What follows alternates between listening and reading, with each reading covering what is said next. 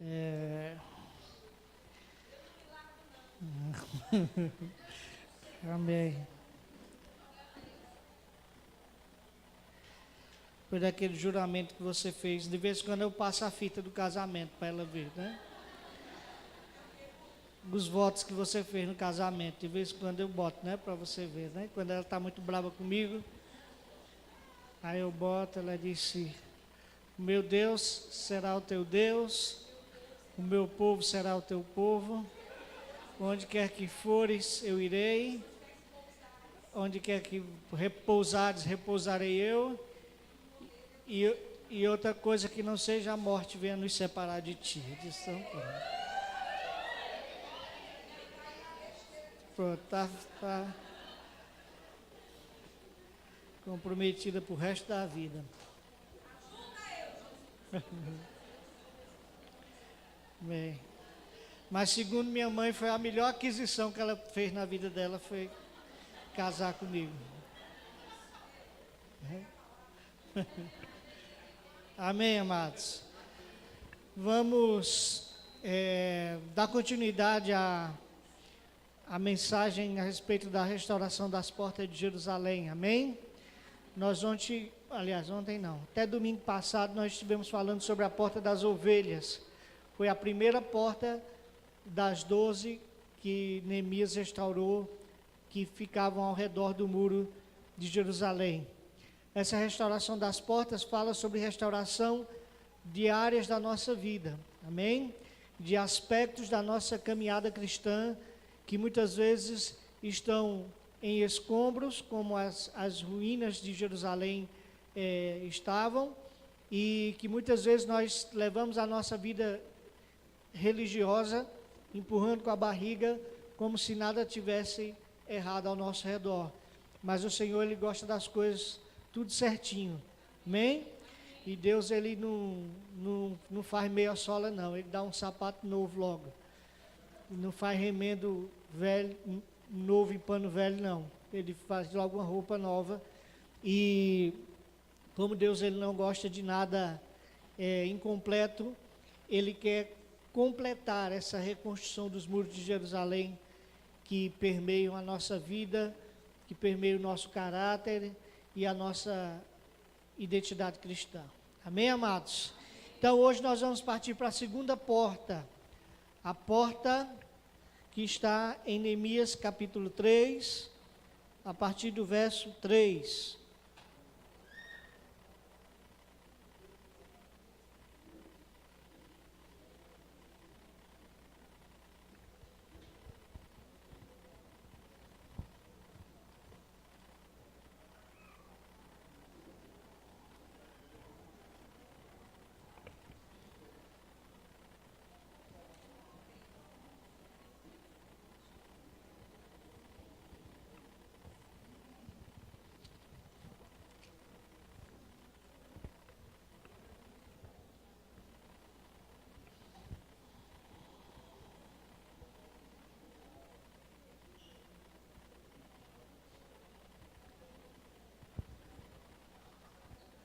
Amém, amados? Nós vivemos num tempo, queridos, que é muito necessário que o Senhor ajuste a conduta da sua igreja para que ela possa assumir a sua verdadeira identidade de igreja, de ser igreja. Já passou o tempo de nós vivermos um evangelho superficial, um evangelho pessoal, um evangelho egoísta que atende às nossas necessidades e que não muda quem nós somos, não muda a nossa essência, não nos faz assumir uma postura que traga cura para a cidade onde nós estamos, para o país onde existimos e para as nações que nós vivemos. Então, amados, o Espírito Santo, ele está fazendo uma reforma na igreja nesses últimos dias, porque ele está preparando a noiva que vai receber o noivo. E assim como existe o dia da noiva, né? A noiva passa o dia todo no salão, se empiriquitando para a noite das núpcias. Assim são os dias que o Espírito Santo está conduzindo a sua noiva no trato que diz respeito a deixá-la pronta para encontrar-se com o seu noivo. Amém? E esses últimos dias são os dias do acabamento final, são os dias dos retoques finais. E nós,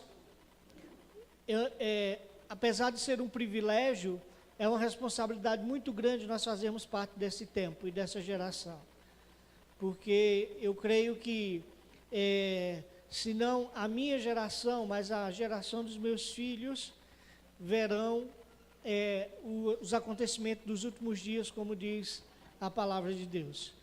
Então, amados, tudo aponta para o final dos tempos, né? Há iniquidades aumentando no mundo, e se cumpre a palavra que diz em Apocalipse: aquele que é sujo, suje-se mais; aquele que é santo, aquele que é puro, purifique-se mais ainda. Então é tempo da igreja se purificar diante da impureza, ou da sujeira, ou da maldade que assola o mundo. Nós vivemos num mundo doente, queridos.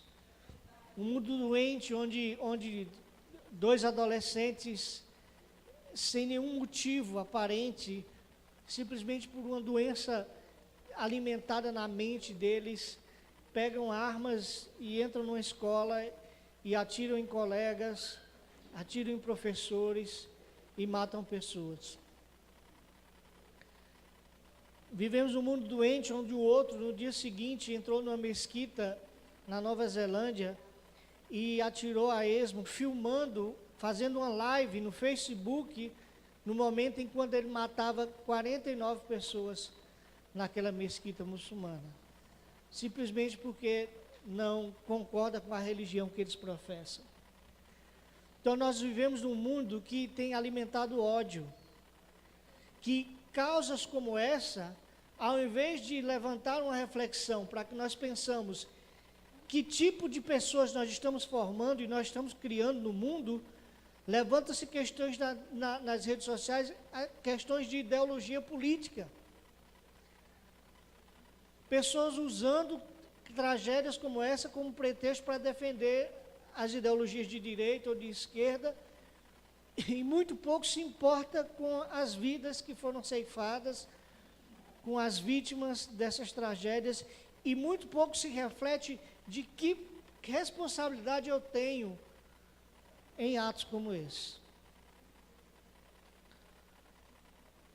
Um mundo doente, onde um pai foi preso, tentando entrar em um motel com um filho de 6 anos de idade no carro. Mas não era para ter relações com a criança, era para ter relações com um outro homem que já estava esperando ele na suíte do motel. Como a mãe da criança estava trabalhando, ele não tinha com quem deixar ele em casa, ele levou ele para esse encontro amoroso com outro homem.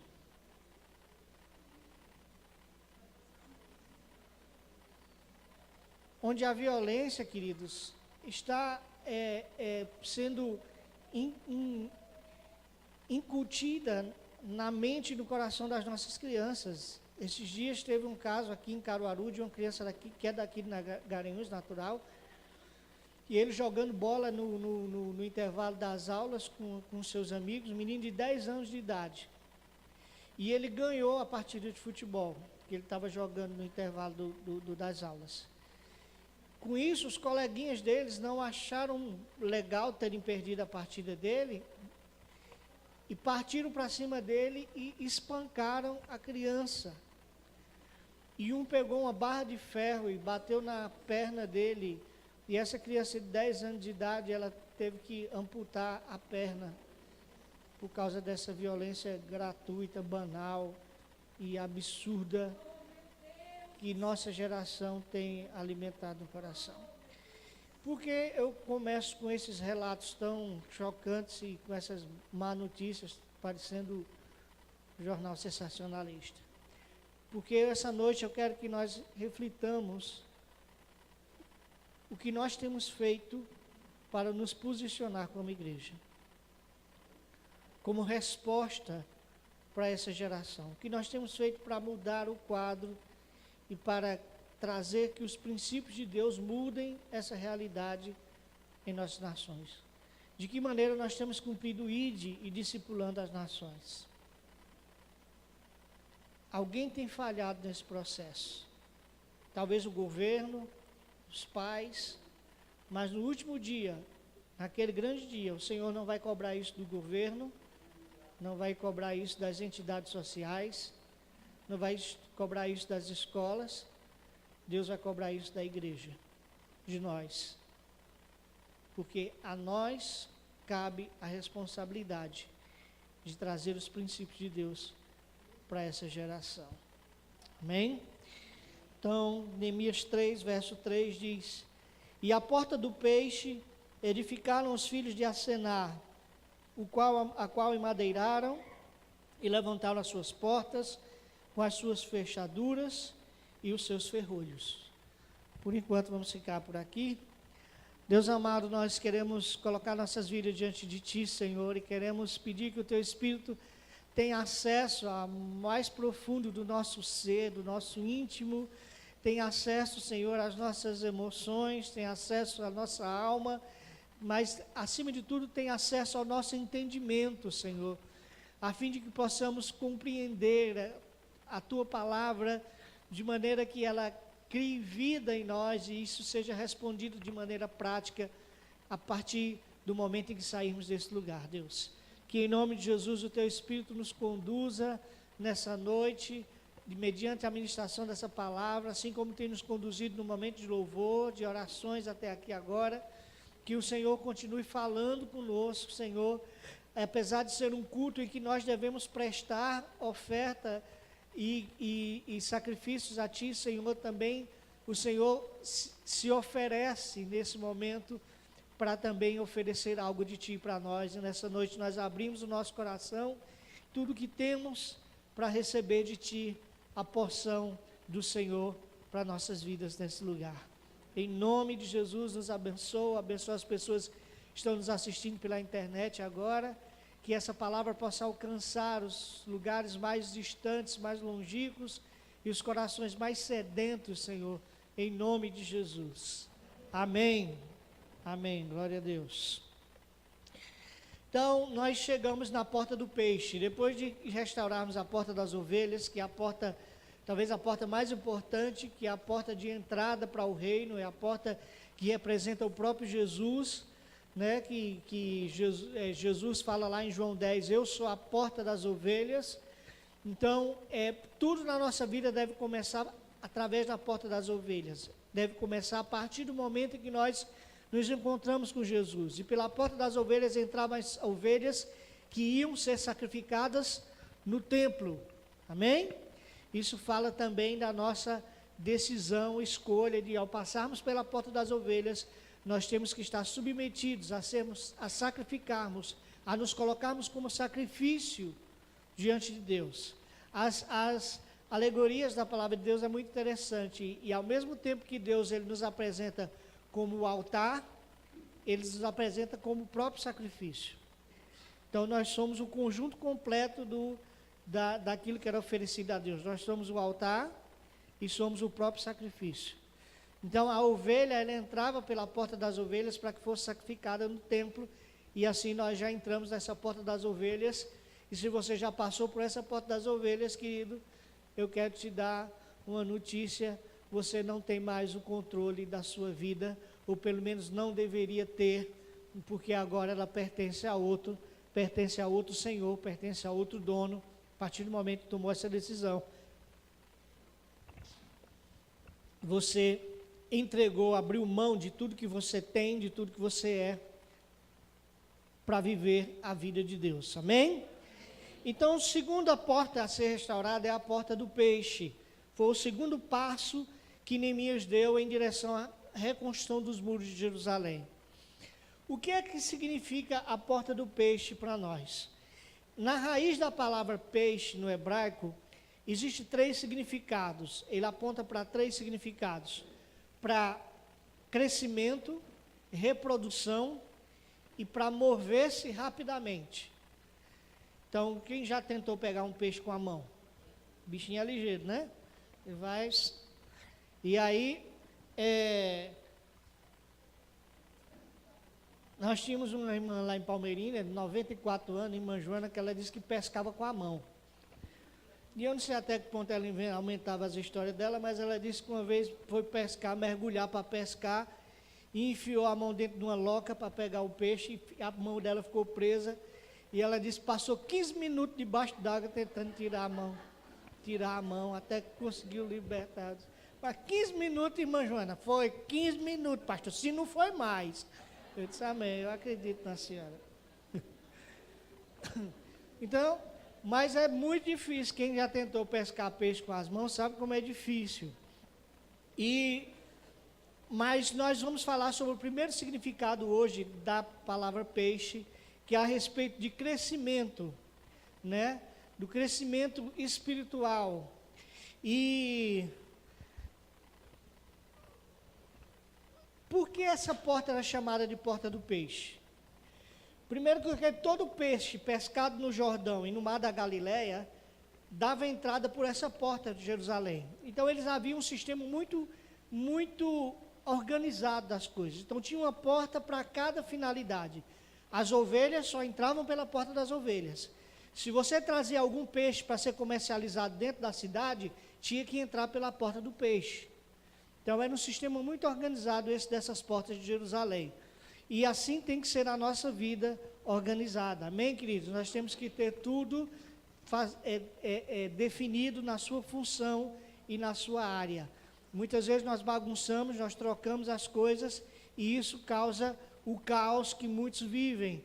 Mas Deus, ele sempre gostou de organização, de planejamento. E ele abençoa quem trabalha desse jeito. Amém? Então, a porta do peixe era por onde entrava todo o peixe pescado que precisava ser comercializado em Jerusalém. Então, era uma porta comercial, vamos dizer assim. Era localizada na área norte do muro. E o que representa o peixe? O peixe, para o judeu, era o alimento mais destacado, fora o pão. Então, a base do alimento do judeu era basicamente pão e peixe. Por isso que Jesus multiplicou pães e peixes, Jesus sentou na beira da praia e colocou pães e peixes sobre a brasa e comeu. Então, era o alimento básico da dieta do judeu, do hebreu, vamos dizer assim, era o peixe. Por quê? Porque havia abundância, tanto no mar da Galileia como no Jordão. Havia abundância de peixes. E era da cultura do judeu comer peixe. E era uma cultura boa, né? Segundo os nutricionistas, né, Vanessinha? Então, a porta do peixe, ela fala a respeito de alimento. Ela acena para aquilo que na nossa caminhada cristã temos um segundo degrau para que possamos nos desenvolver, nos crescermos. E isso passa pela nutrição, por aquilo que nós comemos. Um bebê, ele cresce saudável à medida que ele se alimenta bem.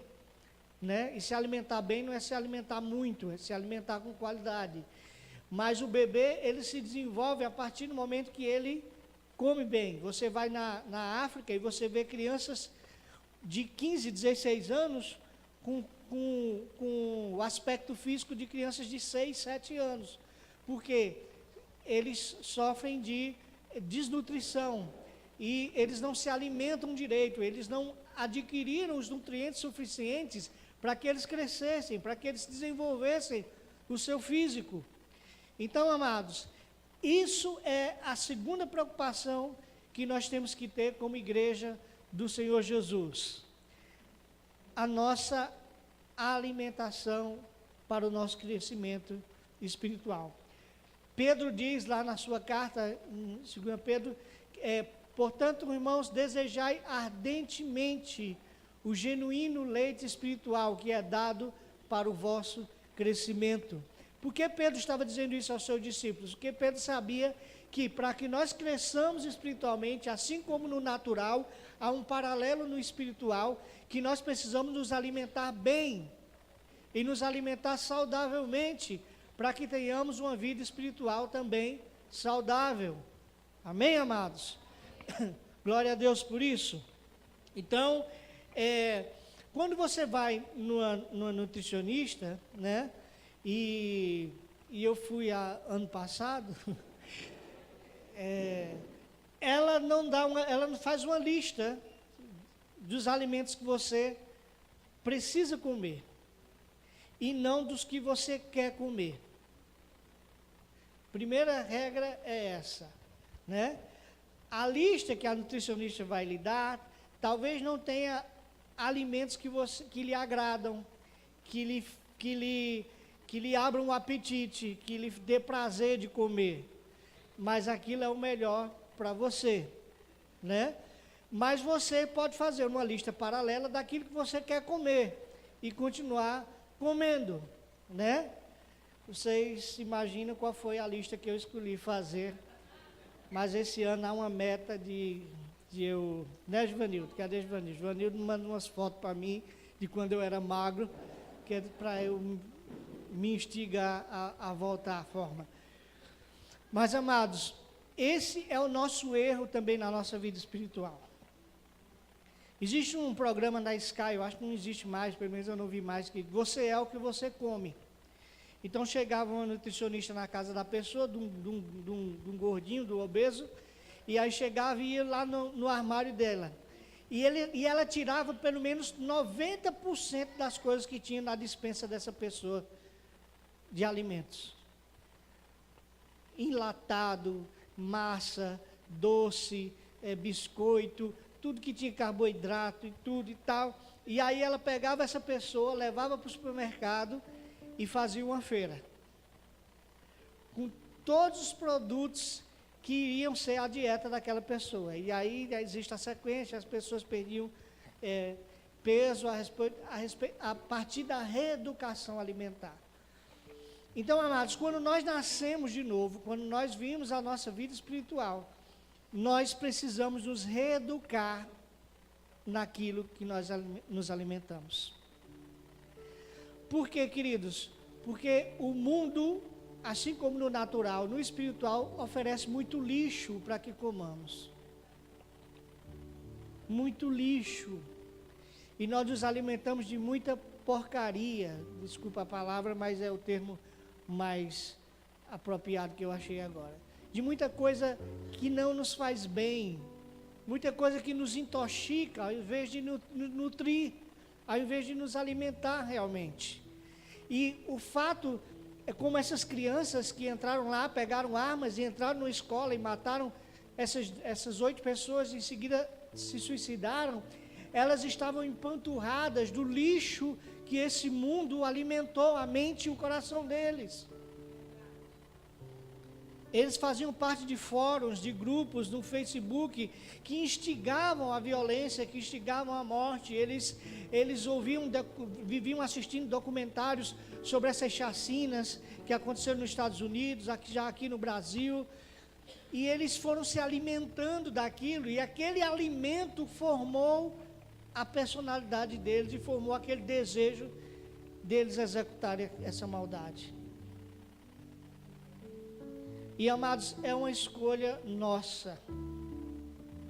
Diante de nós existe uma mesa farta oferecida de alimentos bons e de alimentos ruins.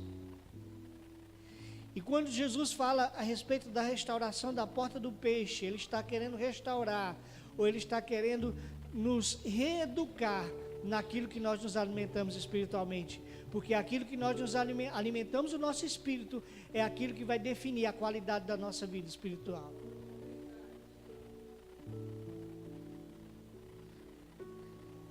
Sim ou não? Jeremias fala a respeito das ovelhas gordas de Israel. Qualquer dia eu vou pregar aqui sobre esse texto das ovelhas gordas. Jeremias fala sobre as ovelhas que estão inchadas de conhecimento, de palavra, de alimento, e não exercitam isso, não praticam isso, e acabam ficando obesas. Esse é outro fator. E quando nós vamos lá em João 4, aliás, 31 ao 34, nós vemos Jesus falando isso para os seus discípulos. Entretanto, os seus discípulos lhe rogaram, dizendo: Rabi, come. Porém, ele lhes disse: uma comida tenho para comer que vós não conheceis. Então os discípulos diziam uns aos outros: trouxe-lhe porventura alguém de comer? Jesus disse-lhes: a minha comida é fazer a vontade daquele que me enviou e realizar a sua obra. Você pode me perguntar: tudo bem, pastor, o senhor está dizendo que Deus quer reeducar a nossa alimentação espiritual, mas de que forma? O que é que Ele quer que nós comamos? Jesus nos dá a resposta aqui nesse texto. Ele diz: a minha comida é fazer a vontade do meu Pai que me enviou. Esse é o alimento mais saudável, esse é o alimento mais nutritivo, esse é o alimento mais rico que um homem espiritual pode comer. É o alimento que vai suprir todas as suas necessidades. É o alimento que você nasce, que foi feito para que você possa crescer e se desenvolver espiritualmente e chegar à estatura de varão perfeito que o Senhor planejou para que você chegasse. Então nós precisamos aprender com o Mestre, com Jesus. O grande desafio é a gente escolher comer a vontade de Deus. É que escolher comer a lista que a nutricionista deu e não a lista que nós gostamos, daquilo que nós gostamos de comer. Esse é o grande desafio da humanidade. E essa é a grande diferença daqueles homens de Deus que você admira e daqueles que vivem derrapando e andando como se estivesse numa esteira rolante.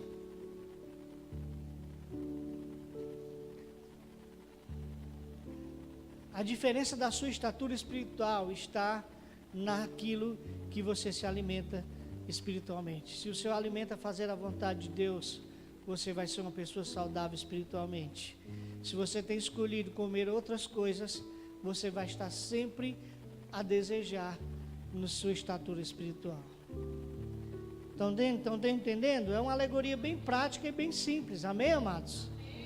Mas Jesus, ele sempre fez desse jeito. Ele sempre usou exemplos simples para nos explicar as coisas. A gente é que complica. Mas o Evangelho é algo muito simples de ser explicado. Talvez não seja tão simples de ser vivido, porque o nosso eu, nossa mente, o nosso desejo, as nossas vontades não permitem. Mas de entender, ele é simples. E Jesus está nos mostrando isso, que a comida preferida, a comida ideal para o cristão é fazer a vontade de Deus e realizar a sua obra. Então Jesus está dizendo: minha vontade, meu alimento é fazer a vontade de Deus e realizar a obra. Quer dizer, é ouvir a Deus, entender o que Ele quer de mim e praticar aquilo que Ele está me mandando fazer. É disso que eu me alimento, é disso que eu me nutro espiritualmente, é isso que me faz crescer espiritualmente, é fazer a vontade de Deus. Não é fazer aquilo que eu acho que Deus está querendo que eu faça, mas é me empenhar naquilo que realmente Deus está querendo que você faça.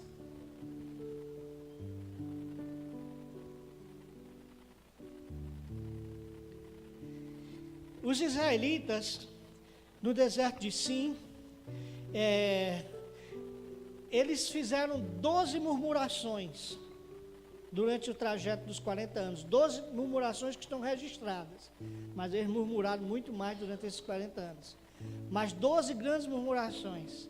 A quarta delas se encontra no trecho que eles saem de Elim e vão para o deserto de Sim. Em Elim, eles encontraram 12 fontes de água, palmeiras, encontraram um oásis no meio do deserto, e ali eles descansaram, fizeram. Dali Deus enviou eles para o deserto, porque a vida cristã, querido, não é só sombra e água fresca, não. A vida cristã, ela também é feita de desertos, porque são nos desertos que nós buscamos a dependência de Deus para sermos sustentados. É no deserto que nós nos lembramos que precisamos de Deus, que nós não somos independentes, que nós não somos que nós somos salvos e pronto, já está tudo certo. É no deserto que nós nos lembramos que existe ainda uma caminhada a ser feita até chegar na terra da promessa. E Deus levou o povo dali de Elim, daquele oásis no meio do deserto, para o meio do deserto de Sim.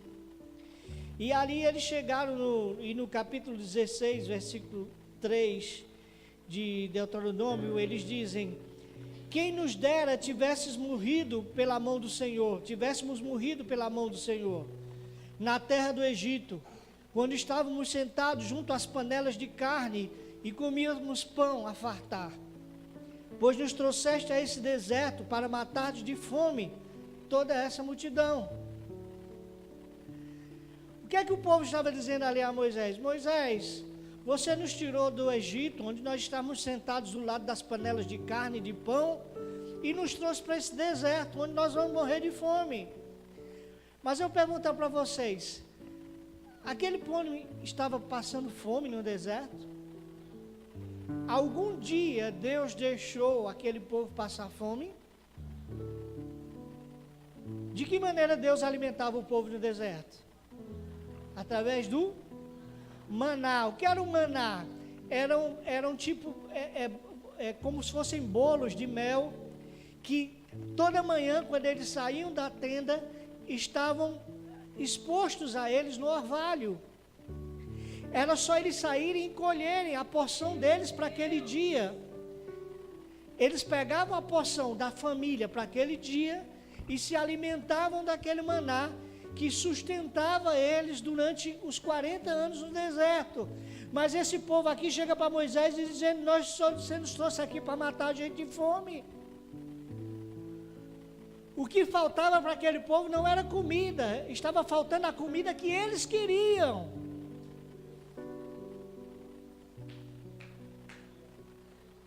E quantos crentes insatisfeitos você conhece? Que andam murmurando, reclamando, porque não tem um emprego bom, que não tem um salário, que não ganha 10 salários, que não tem um carro novo do ano, não tem uma casa bonita, que não tem oportunidade na igreja para fazer o que ele queria fazer. Quantos crentes você conhece que vivem em eterno insatisfação e não crescem espiritualmente, porque nunca estão satisfeitos com aquilo que têm, porque eles têm rejeitado o maná de Deus e querem voltar para comer as panelas de carne e de pão do Egito. Só que esse povo não entendeu que enquanto eles estavam ao lado das panelas de carne e de pão do Egito, eles eram escravos de Faraó. Eram escravos do império das trevas.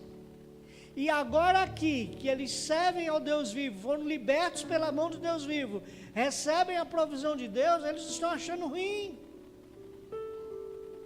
E acham que a vida pregressa era melhor. Tudo porque a sua vontade de fazer o que quer é muito maior do que a vontade de fazer aquilo que Deus quer. E essa é a grande luta do cristão, e será durante toda a sua vida, entre a sua vontade e fazer a vontade de Deus. Mas essa noite eu vim aqui para dizer, se você quer se alimentar espiritualmente, você quer restaurar a porta do peixe, por onde entra o alimento para o povo, por onde entra o alimento para a sua vida, você tem que entender que não é o que você quer comer, mas é o que Deus quer comer. Não é o alimento do Egito que vai te nutrir e vai te saciar, mas é o alimento do céu. É o pão que desce do céu.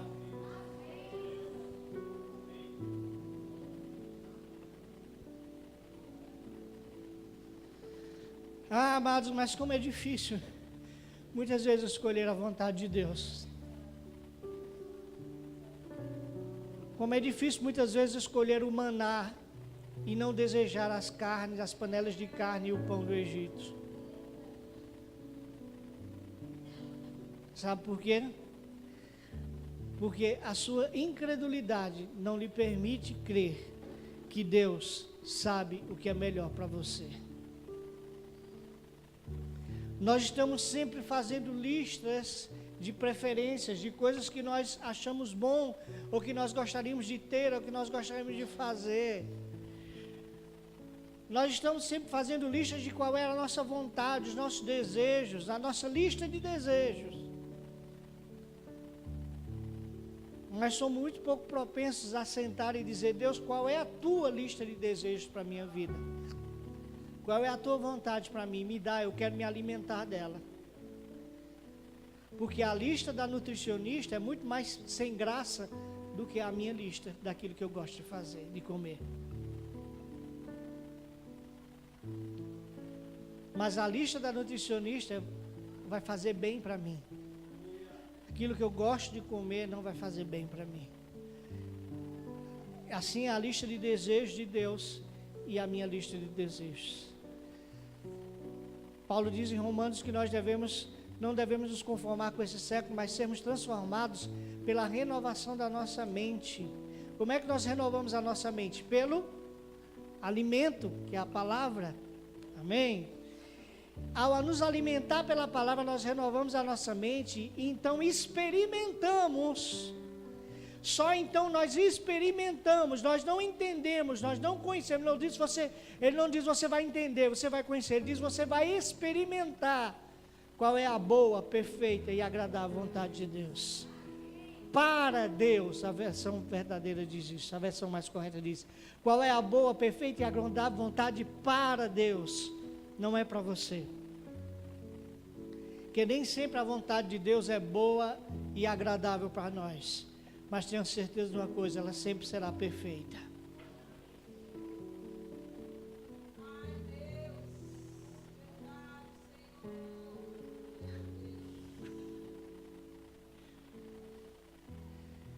E sabe, amados, talvez a vontade de Deus para você seja ser casada com um marido que é um tratamento para a sua vida.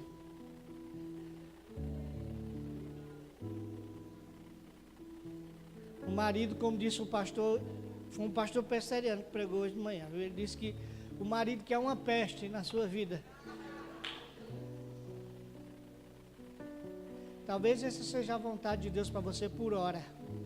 Talvez esse seja o instrumento, o meio, a circunstância que Deus usou para moldar você, para tratar você. Porque Deus conhece as suas doenças e Ele sabe qual é o remédio que você precisa.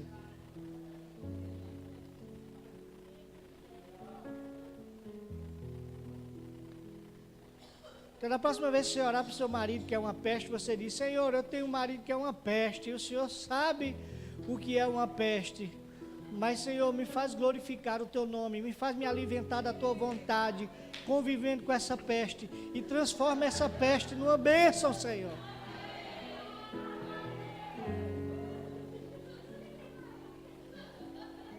Amém, amados? Talvez a vontade de Deus para você não seja tão agradável quando é a perca de um ente querido.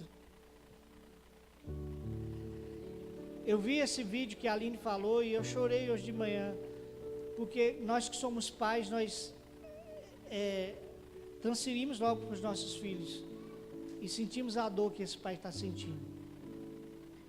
E ele disse: eu sempre ensinei para o meu filho que um dia nós nos encontraríamos com o Senhor Jesus no céu. Se eu tenho essa certeza, e como eu vou negar isso que eu ensinei para ele agora? Como eu vou abrir mão dessa crença, dessa fé que eu tenho, de que um dia eu vou encontrar com ele?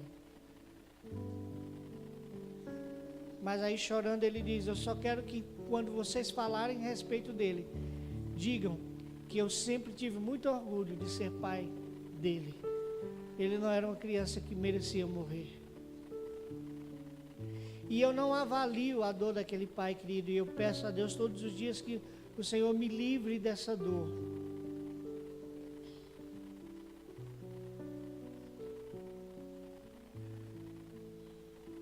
Mas talvez não seja um filho, talvez seja o pai, talvez seja a mãe, talvez seja um irmão.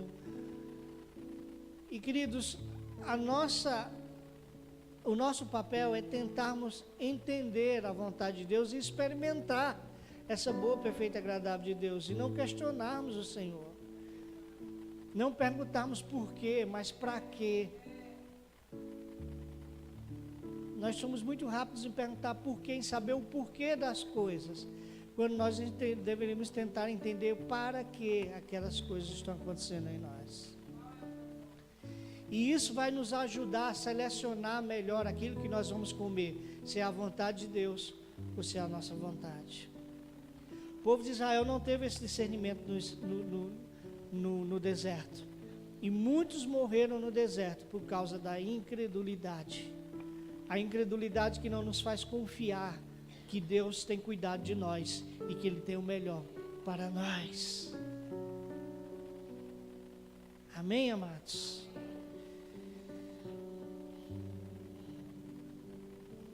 Em João 6, 32, 33, Jesus diz aos seus discípulos: em verdade vos asseguro, não foi Moisés quem vos deu o pão do céu, mas é o meu Pai quem vos dá o verdadeiro pão do céu, pois o pão de Deus é o que desce do céu e dá vida ao mundo.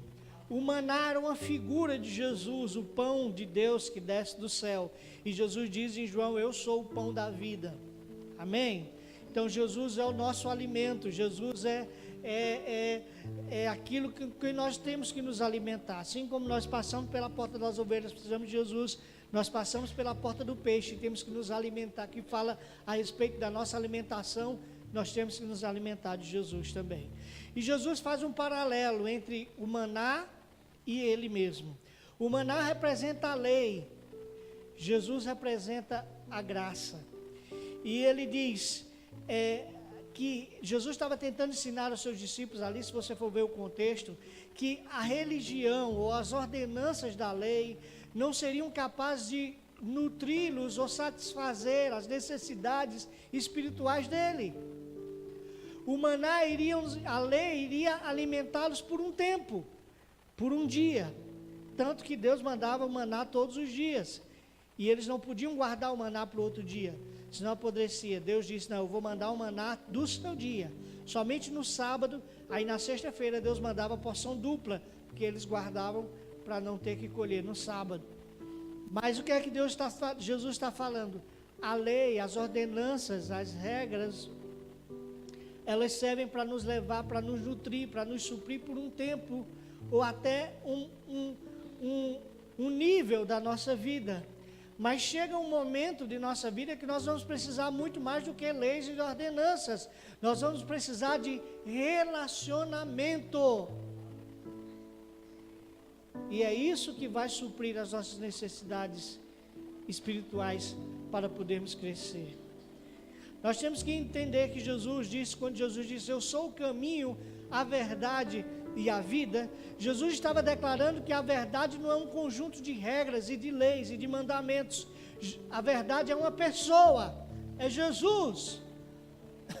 Então, quando ele diz que conhecereis a verdade e a verdade vos libertará, ele está dizendo: vocês conhecerão a mim e eu libertarei vocês. Eu alimentarei vocês, eu suprirei as necessidades nutricionais e espirituais de vocês. Eu darei aquilo que é necessário para o crescimento de vocês. Se vocês tiverem a mim, vocês não precisam de mais nenhum outro acessório, de nenhum mais um outro alimento para complementar a alimentação de vocês. Se vocês tiverem o pão que desceu do céu, isso é o suficiente para sustentar a vida de vocês.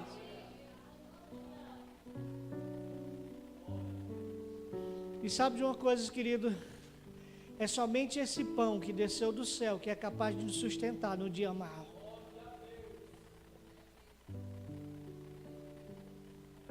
Vai existir momentos que você vai estar sozinho, que você não vai ter ninguém do seu lado, que você não vai ter ninguém nem que faça uma oração para você, não vai ter ninguém que dê uma palavra para você. E a única coisa que vai te sustentar é uma palavra que Deus já tenha dado sobre a sua vida. É a única coisa que vai te manter de pé, é a única coisa que vai te manter firme, é a única coisa que vai te manter vivo. Se você tiver o pão, você tem tudo. Amém? Só posso ser liberto do pecado e da religiosidade se eu conhecer a verdade, que é Jesus. E isso só acontece pela revelação da palavra de Deus, que é o próprio Jesus. Amém? Então a verdade é Jesus, e a verdade eu conheço pela palavra de Deus, que é o próprio Jesus, que é o verbo de Deus, que desceu ao mundo e se fez carne e habitou em nós. Então tudo converge nele. Tudo está em Jesus. Amém? Por isso que ele tem que ser a pessoa principal, a pessoa central do evangelho que nós vivemos, da fé que nós professamos, da vida cristã que nós vivemos. Tem que ser Jesus, não as minhas necessidades, não os meus desejos pessoais, não os meus sonhos e anseios, mas somente Jesus e a vontade do Pai. Isso tem que ser o centro da nossa vida. E quando isso for o centro da nossa vida, não tem como haver erro, não tem como haver fracasso, não tem como haver fraqueza, não tem como haver inanição, não tem como haver desnutrição, não tem como haver retardo no crescimento.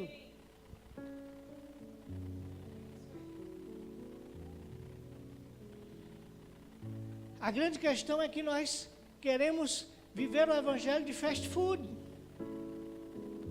O que é o fast food? É um dos hábitos mais terríveis que existe na nossa alimentação. São lanches rápidos. É aquele lanche que você para no carrinho do cachorro quente, no carrinho de hambúrguer, ou vai no McDonald's ou no Bob's e pede, sai rapidinho ali o lanche e você come e se dá uma sensação de saciedade, de satisfação. Mas aquilo ali não nutre, não tem o que você necessita realmente para que você possa ser saudável. Assim é na vida cristã. Nós queremos viver de fast food, queremos viver de eventos, de conferências, de congressos. Ah, vai ter um pastor famoso ali, eu vou lá. Aí viaja, atravessa o país, vai lá. Eu não sou contra isso. Nós temos que ir. Eu vou a conferência, a congresso, pelo menos uma vez por ano eu procuro ir. Mas eu critico quem vive atrás disso. Quem passa a vida buscando isso, são os caçadores de profeta. Tem um profeta ali, eu vou lá. O profeta ali, eu vou lá.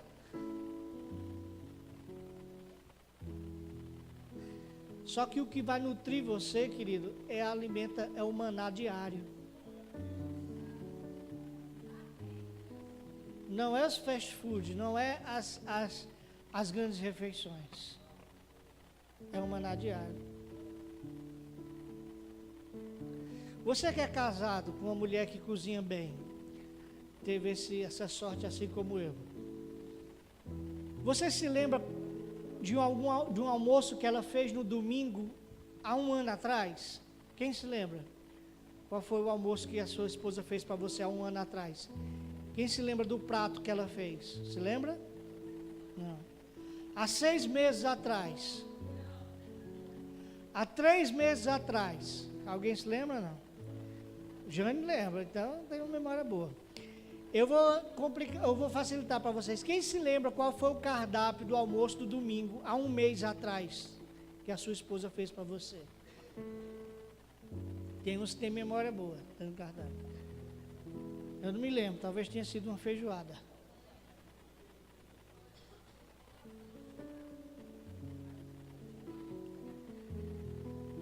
Ainda que você não lembre,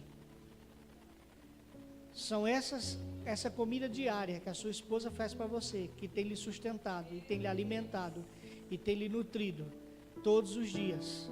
Mesmo que você não lembre qual foi a mensagem que o seu pastor pregou há um ano atrás, há 6 meses atrás, há 3 meses atrás, mas foi isso que te alimentou, que te trouxe até aqui.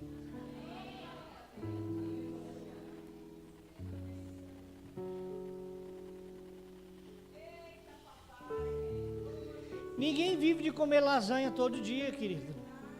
Ninguém vive de comer feijoada todo dia, de comer estrogonofe todo dia, de comer comida sofisticada todos os dias. Ninguém vive disso. Assim como você também não deve viver de congressos.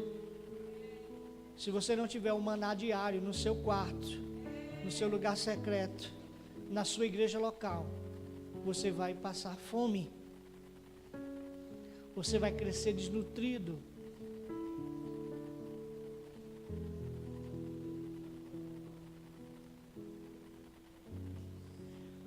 A palavra de Deus, ela tem toda a suficiência para mim.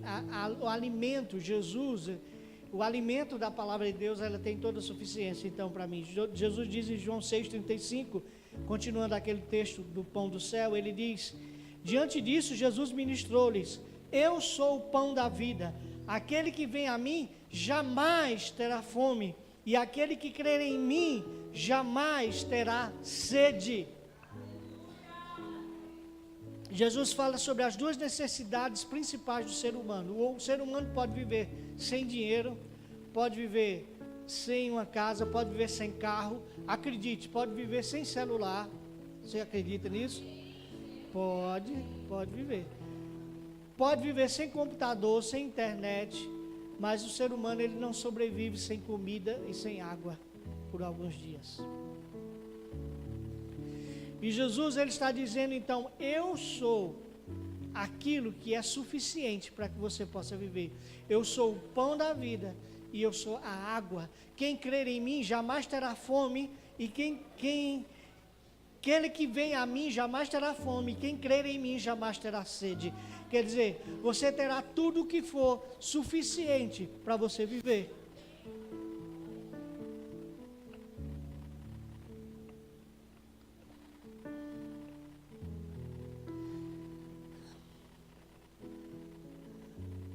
Queridos, isso é mais do que um clichê, é mais do que uma frase feita. Jesus é o suficiente para você. Creia nisso, amados.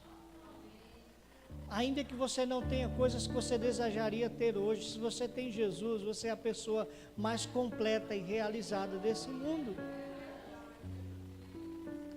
Ainda que existam pessoas com diplomas, com riquezas, com uma conta bancária muito maior do que a sua, se você tem Jesus, você é a pessoa mais de maior conhecimento e de maior riqueza desse mundo.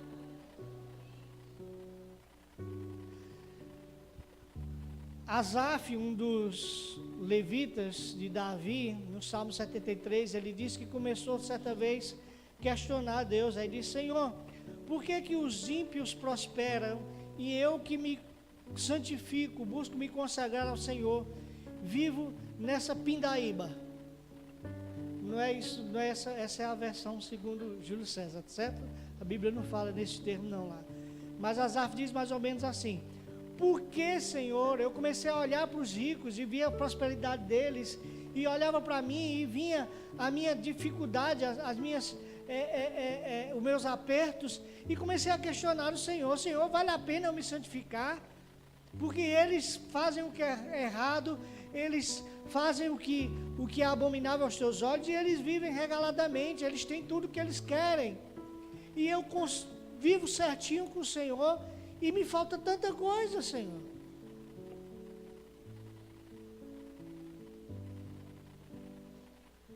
Até que no meio do salmo ele diz: até que eu entrei no santuário de Deus, e então ele me mostrou o fim de cada um deles.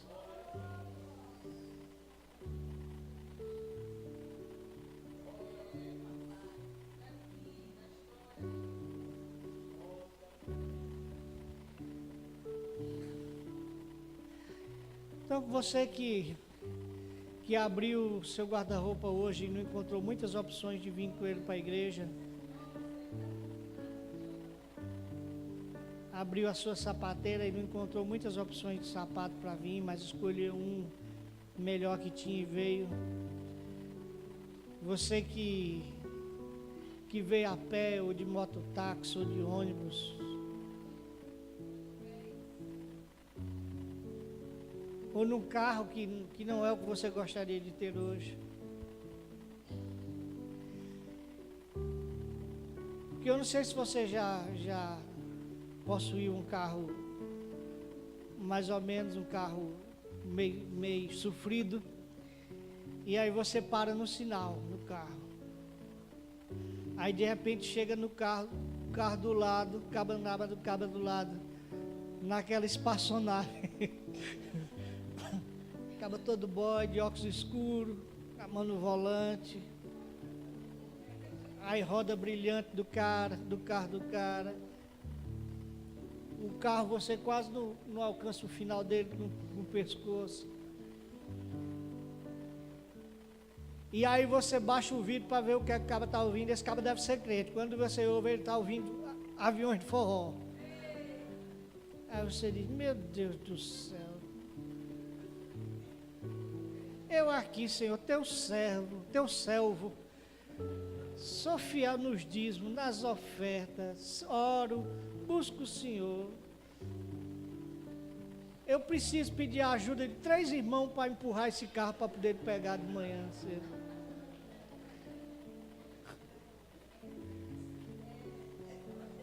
É um carro ungido, por onde eu passo ele vai derramando óleo.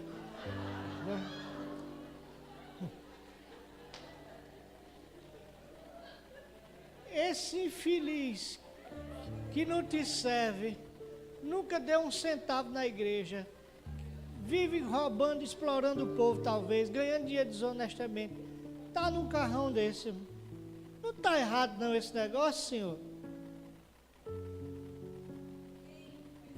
Quem nunca?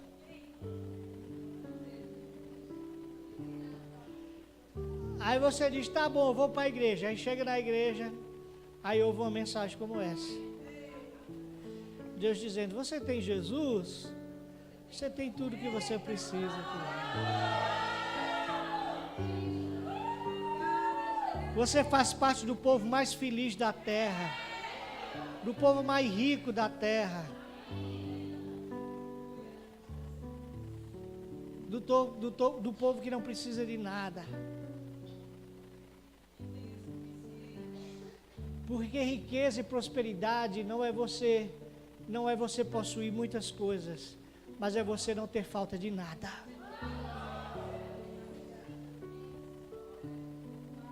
É você poder deitar sua cabeça no travesseiro e dormir descansado, tranquilo, com a consciência tranquila, de que aquilo que você tem recebido tem vindo de Deus, não tem vindo de exploração de ninguém, você não explorou ninguém, você não se aproveitou de ninguém, você não se apoderou do que não era seu.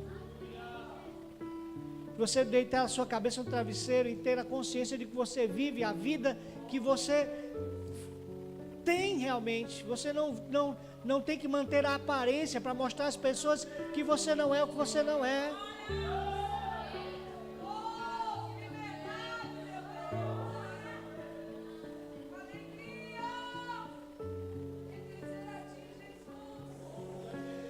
Porque alguém já definiu o cartão de crédito como aquilo que você usa para comprar o que você não precisa, com o dinheiro que você não tem, para mostrar quem você não é, para quem não está nem aí para você. Essa é a melhor definição de cartão de crédito para mim, né?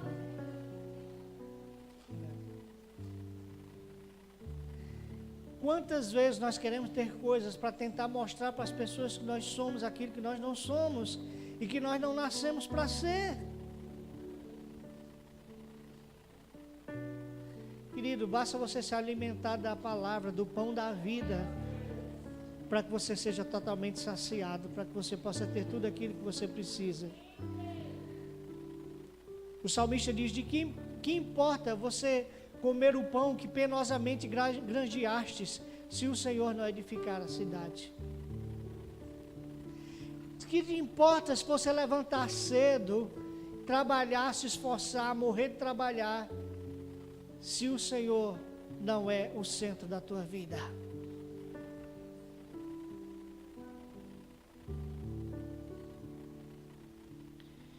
E por fim, a palavra de Deus, ele põe a essência de Deus em nós. O alimento de Deus, ele põe a essência de Deus em nós.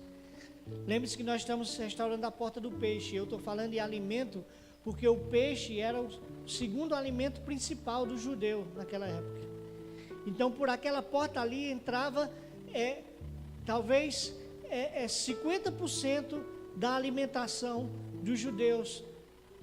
O que entrava por aquela porta ali estaria em 90% das mesas dos judeus, do alimento que eles davam para os seus filhos. Então, nós estamos falando hoje a respeito de crescimento espiritual, e isso nos liga àquilo que nós nos alimentamos, que liga ao peixe, que era o alimento principal do judeu.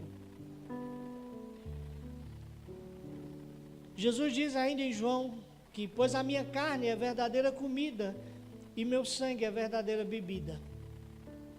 Aquele que come a minha carne e bebe meu sangue permanece em mim e eu nele. Assim como o Pai que vive me enviou, eu vivo por causa do Pai.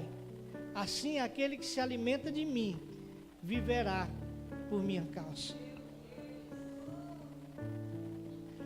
Aquele que come a minha carne e bebe o meu sangue permanece em mim e eu nele. Assim como o Pai que vive me enviou e eu vivo por causa do Pai, assim aquele que se alimenta de mim viverá por minha causa. Mais claro do que isso, impossível. Nós viveremos se fizermos o quê? Se nos alimentarmos.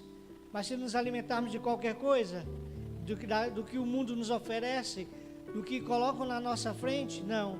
Se nos alimentarmos do verdadeiro pão do céu, Jesus. Aquele que comer da minha carne e beber do meu sangue, permanecerá em mim e eu nele. Depois desse discurso aqui, muitos começaram a ir embora. E disseram, duro é esse discurso, quem o poderá ouvir? Por que eles não entenderam esse discurso? E era um discurso chocante realmente. Porque o povo daquela época, eles nunca sabiam quando Jesus estava falando em alegoria e quando ele estava falando literalmente. Até hoje, os teólogos brigam em alguns textos, quanto mais aquele povo, que era um povo simples, camponeses, pescadores. Eles achavam que Jesus estava dizendo que eles tinham que virar canibal para seguir ele. Que eles queriam comer ele e beber o sangue dele. E alguns disseram, isso é magia negra, vamos embora, não quero viver isso não. O que Jesus estava querendo dizer ali? Aquele que não fizer parte da minha vida, ou aquele em que eu não fizer parte da sua vida, não pode estar comigo. Quando você come alguma coisa, você pega uma maçã, você dá uma mordida na maçã, você mastiga aquela maçã e você engole aquela maçã. Nos próximos minutos ou horas, vai começar um processo de digestão e de absorção dos nutrientes daquela maçã no seu organismo. Dentro de algum tempo, aquele pedaço de maçã que você engoliu vai deixar de ser maçã para ser você.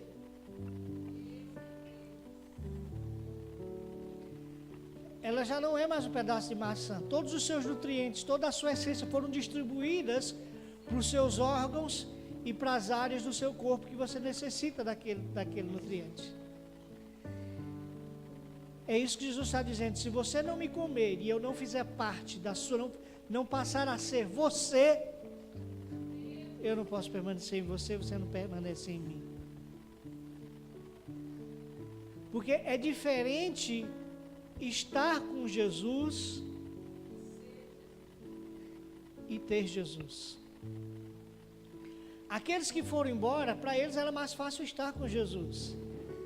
Estar com Jesus é muito bom, porque nós participamos de cultos festivos, nós choramos, nos emocionamos, recebemos bênção, recebemos oração, palavra profética e tudo e tal, glória a Deus, aleluia. Mas o ter Jesus é muito mais comprometedor. O ter Jesus implica em você abrir mão de quem você é para ser Ele.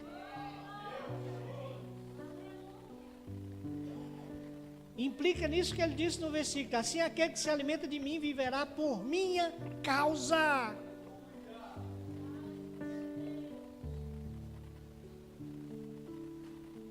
Eu não sei qual foi a causa que você veio para Jesus.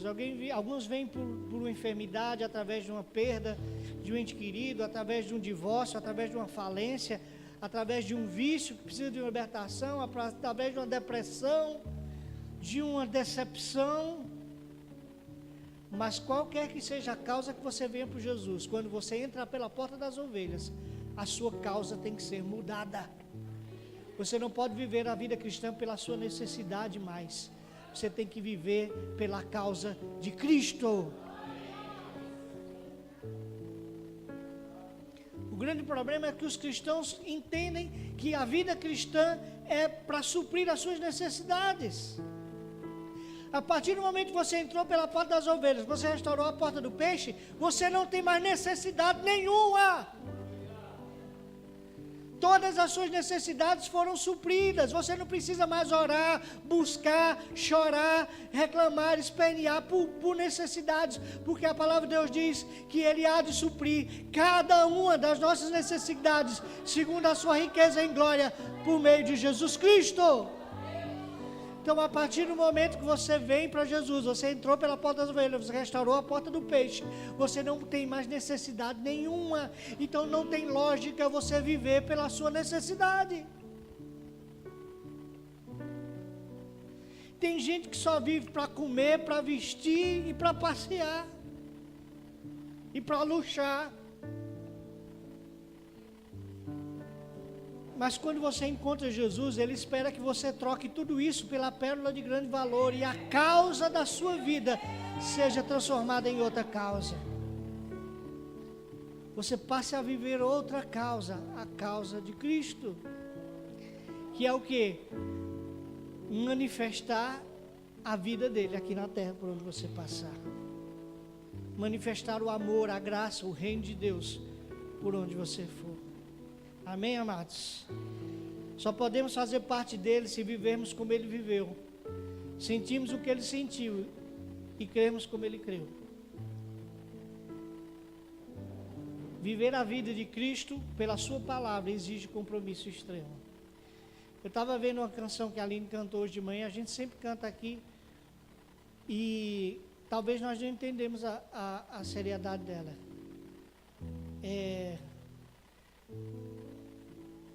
Pela cruz, como é a primeira estrofe.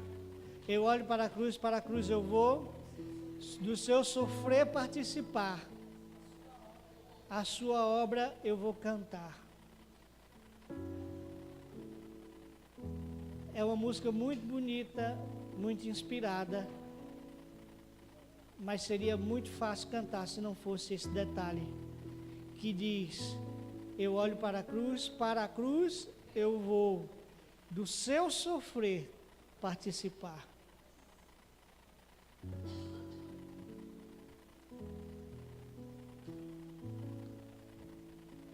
As mensagens de mais glória a Deus, aleluia, maior avivamento nas igrejas, sempre foi assim, no passado se pregava mais sobre isso, eram as mensagens que falavam sobre o céu.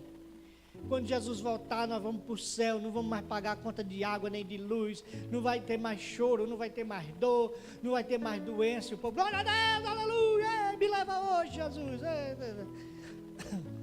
Era o maior fogo, porque participar da glória de Cristo é muito bom. Mas comece a pregar sobre participar do sofrimento de Cristo. O silêncio é mortal. Não se ouve um glória a Deus, como nessa noite aqui.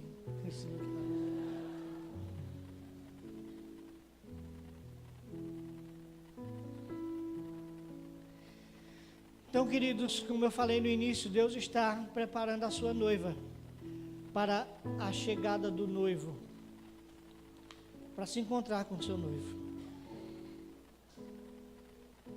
E nesse retoque final que Ele está dando na sua igreja, Ele vai exigir muito mais da nossa geração do que das passadas.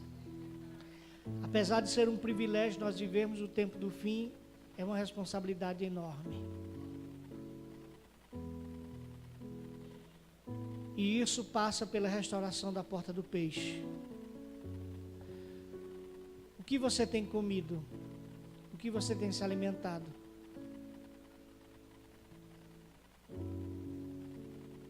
Do que você tem se nutrido espiritualmente?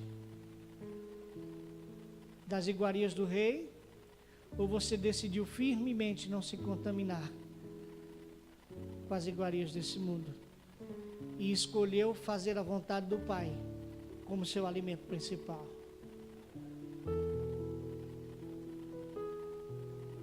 E eu quero que todo dia, essa semana, quando você acordar, a primeira coisa que você lembrar é desse desafio. Dizer, o que eu vou comer hoje? Assim como a dona de casa que termina o café da manhã já está pensando o que vai fazer no almoço, e termina de lavar a louça do almoço já está pensando o que vai fazer na janta, leve sua vida cristã assim também. O que eu vou comer hoje?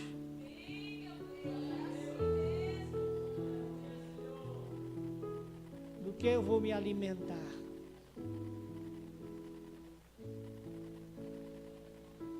Você é aquilo que você come. Aquilo que você está se alimentando, está transformando quem você é nas suas escolhas. Vamos ficar em pé, vamos orar ao Senhor. Aleluia.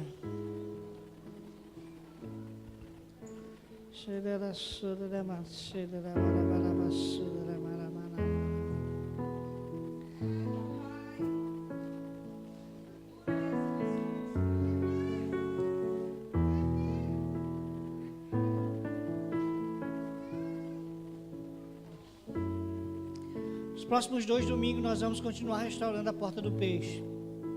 Sobre os outros 2 aspectos que ela fala. A respeito de multiplicação e a respeito do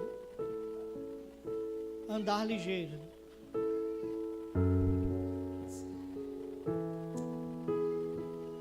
Como eu falei, queridos, não espere nenhuma porta dessa, a porta da bênção, a porta da vitória, a porta da esperança, né? Até porque o Espírito Santo não é Silvio Santos. Mas cada porta dessa vai nos chamar ao compromisso de restaurar as nossas áreas da nossa vida cristã que precisam ser restauradas. Nós temos que nos preparar para a vinda do Filho do Homem. E nas bodas do Cordeiro só vão estar aqueles que estiverem vestidos com roupas nupciais. E as roupas nupciais passam pelo preparo que nós temos para esse grande evento. Então, se você não estiver disposto a restaurar a porta das ovelhas e a porta do peixe na sua vida, você não está apto para estar nas bodas do Cordeiro. Pega na mão a pessoa que está do seu lado, vamos orar ao Senhor, vamos clamar a Ele. Senhor Jesus, nós nos colocamos diante de Ti, Pai, e nós clamamos pela Tua misericórdia, Senhor, e pela Tua graça sobre nossas vidas. Senhor, nós temos diante de nós uma palavra confrontadora, uma palavra que traz, Deus, direcionamentos, que traz direções para nós, que podem mudar os nossos hábitos, e mudança alimentar começa pela mudança de hábitos. E nessa noite o Senhor está nos convocando a mudar os nossos hábitos espirituais, a fim de que possamos nos alimentar saudavelmente no Espírito. Pai, que a partir de hoje nós vigiemos naquilo que olhamos, naquilo que vemos, naquilo que ocupamos os nossos olhos, naquilo que ouvimos, naquilo que assistimos, naquilo que ocupamos o nosso tempo, Senhor. Que nós possamos nos dedicar a nos alimentar mais das Tuas coisas e do Senhor. Que em nome de Jesus o Senhor nos ensine, nos leve a sermos disciplinados, regrados espiritualmente, Ajuda-nos, Senhor. a fim de que possamos ser saudáveis para a Tua glória. E em nome de Jesus cresçamos até termos a estatura de varões perfeitos, segundo a Tua vontade. Que possamos nos nutrir da Tua vontade, Senhor. Possamos nos alimentar da Tua vontade. Porque assim teremos tudo o que precisamos. Seremos totalmente saciados. Se formos a Ti, Senhor, teremos o pão da vida. Nunca mais teremos fome. E se crermos no Senhor, teremos a água. E nunca mais teremos sede. Nessa noite nós saímos, Pai, com o entendimento de que não podemos comer qualquer coisa. Não podemos alimentar o nosso espírito de qualquer maneira. Mas que precisamos, Senhor, de uma reeducação alimentar no nosso espírito. Nos ajuda nisso, Senhor. Em nome de Jesus, Pai. Amém. Aleluia. Eu calei minha tristeza olhando nos teus olhos e afoguei as minhas lágrimas no teu peito. Eu coloquei os meus desejos nos teus sonhos. Não sei mais viver sem ti.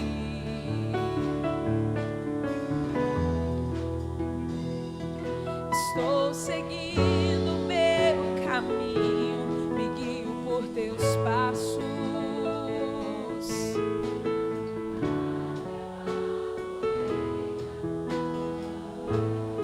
Sim, Pai, na tua identidade eu descobri quem sou.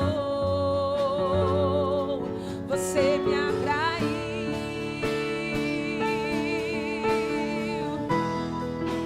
com cordas de amor.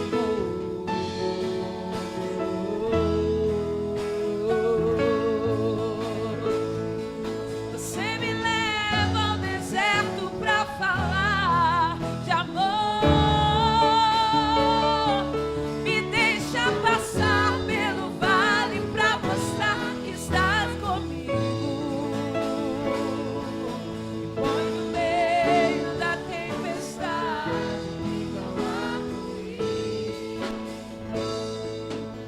pra me dizer no fim, quantos sabem disso, que a tua fidelidade não acabou.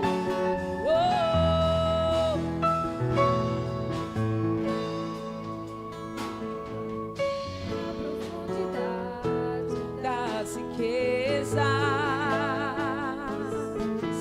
da glória que do céu desceu, em nosso meio habitou em graça e em verdade, pra me mostrar que em Deus eu tenho um Pai.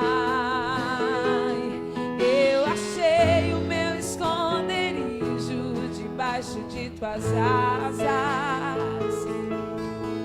Na rocha minha casa eu construí, e nem o vento poderá. Quantos estão em Jesus? Quantos recebem essa palavra de suas mãos e diga: eu encontrei o meu lugar em ti. Você me leva ao deserto pra falar de amor. Me deixa passar pelo vale pra mostrar que está comigo. Me põe no meio da tempestade, pinta o arco-íris.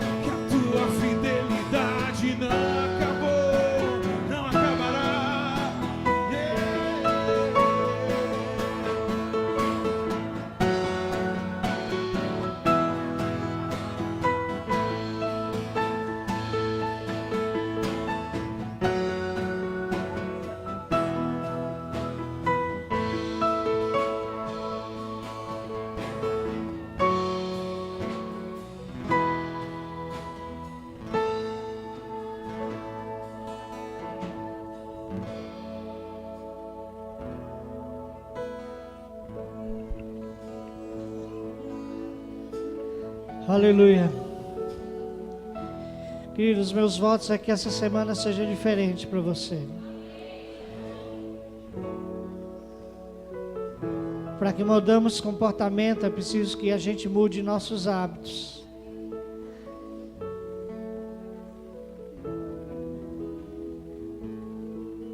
Você sabe o que você precisa deixar de fazer, você sabe o que você precisa fazer. Basta que você se disponha a obedecer isso. Você for perguntar a qualquer pessoa que esteja acima do peso, a grande maioria sabe o que ele não deve comer, o que ele deve comer e o que ele deve deixar de comer.